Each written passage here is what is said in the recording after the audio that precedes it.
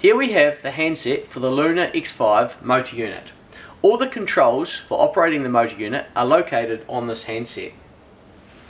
In the middle area of the handset here, we have our main two functions, which is the raising of the motor unit and the lowering of the motor unit. Up the top right hand corner here, we have our battery signal, and when it is green, it signifies full charge, and that will change colour as the charge decreases. At the top here, located nearby, we have our emergency stop function. Should there be an emergency during the operation of this motor unit, you simply push the red emergency stop button and you'll see this red light comes on, showing that the handset is now deactivated and none of the controls will work on the handset. If this has been activated, you simply need to go down to the bottom left hand corner of the control and push on the R button, which stands for reset. You push and hold this until the red light turns off, as you can see up here. The handset is now functional again. At the bottom right hand corner here, we have our parachute function.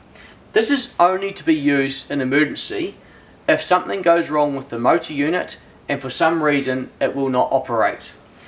If you push and hold this button, you can hear the motor unit starts beeping, and it will then start a very slow descent.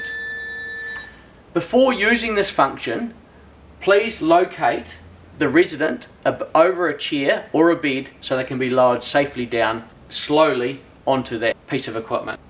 On the back of the handset, it has a hook here which makes it easy for holding on your hand. One other question we often get is, why does the handset cable come out the top of the handset rather than the bottom? And that is simple. It means that if during operation you let go of the handset is left hanging upright and easily accessible for putting back into operation. So here on the Luna X5 motor unit, we have the backup controls located on the faceplate here. You have your emergency stop, like on the handset. You have the parachute function here, like on the handset, and then you have your up and down controls located here. If you push on these controls, it operates the motor unit exactly like it would on the handset. These controls should only be used as a backup when required.